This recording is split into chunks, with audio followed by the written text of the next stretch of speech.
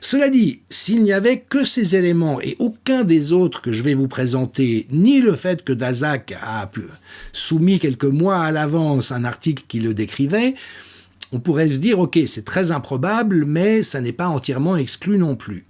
Par contre, à la lumière de ce qu'il va suivre, vous allez voir que, comment dirais-je, le poids respectif des différentes hypothèses est relativement modifié. D'abord en sachant que ce site de clivage, Furine en question, a été breveté par Moderna. Ah ouais. Donc ces boîtes, bien sûr, font de la bio-ingénierie en permanence et, oh surprise, ce qu'on retrouve spontanément dans le SARS-CoV-2 a été breveté par Moderna. Bon.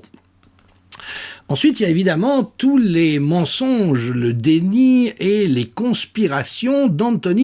Vous savez, ce responsable de la réponse sanitaire américaine, et qui, notamment, a œuvré de manière extrêmement active pour mettre en échec l'hypothèse que le SARS pourrait s'être échappé d'un laboratoire.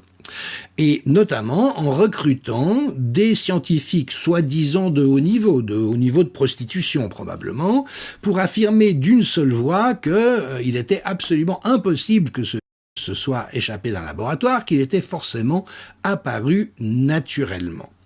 Et ce qui est très intéressant, c'est qu'aujourd'hui, de nouveau, grâce à un ensemble de documents, on a la démonstration que entre notamment un certain nombre de virologistes avec lesquels étaient en dialogue, partageaient leurs convictions, ça c'est évident que ça a été fabriqué en laboratoire, alors que publiquement ils disaient il est conspirationniste d'envisager une chose pareille. Et donc voilà, le 1er février 2020, Anthony Fauci a organisé, on a les documents, une réunion avec le directeur d'alors du National Institutes of Health, M. Collins, et 11 autres scientifiques, afin de cacher au monde l'origine du... Christian Anderson, un virologiste britannique, vous voyez, envoie un email à Fauci le 31 janvier 2020 en disant « Bah oui, le virus semble fabriqué en laboratoire, il y a tous les indices qui le montrent. » Et puis le 4 février, après s'être entretenu avec Fauci, professe ses grands dieux que l'origine ne peut être que naturelle. Fauci engage 27 virologistes pour publier une tribune dans le Lancet, même chose, disant que l'hypothèse qu'il ait été créé artificiellement était complotiste. Et il s'avère que 26 des 27 signataires ont des liens directs avec le laboratoire de Wuhan, mais surtout les financements d'Anthony Fauci. Et Christian Anderson, que je viens de vous montrer précédemment, a reçu 8 millions de dollars de subventions pour son laboratoire, quelques jours après avoir changé opportunément d'avis.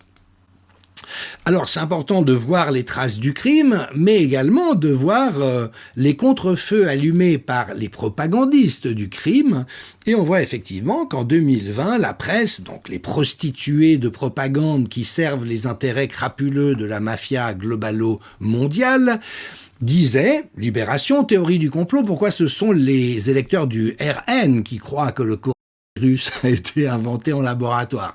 Ça tendrait à suggérer, c'est pas la conclusion que je fais mienne, mais ça tendrait à suggérer que les électeurs du RN sont moins cons que les autres. Hein. France 24, conspiration autour d'un labo à Wuhan, tous les chemins mènent à Steve, ce sulfureux personnage du trumpisme débridé, hein, ça vient de QAnon si ça se trouve. Et puis Le Monde, l'étrange obsession d'un quart des Français pour la thèse du virus créé en laboratoire. Vous voyez qu'ils essayent de rattraper le coup une année plus tard.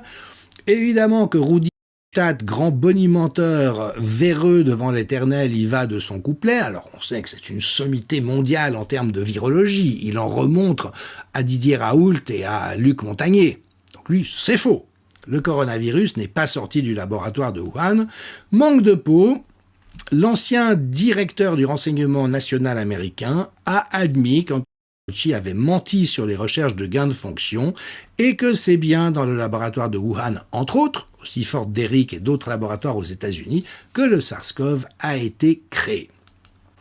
Alors on voit bien que l'argument de la zoonose et de l'origine naturelle n'était qu'une réaction totalement théâtrale et fallacieuse, crapuleuse à vrai dire. Comment osez-vous nous accuser d'être à l'origine de la et de chercher à cacher son origine.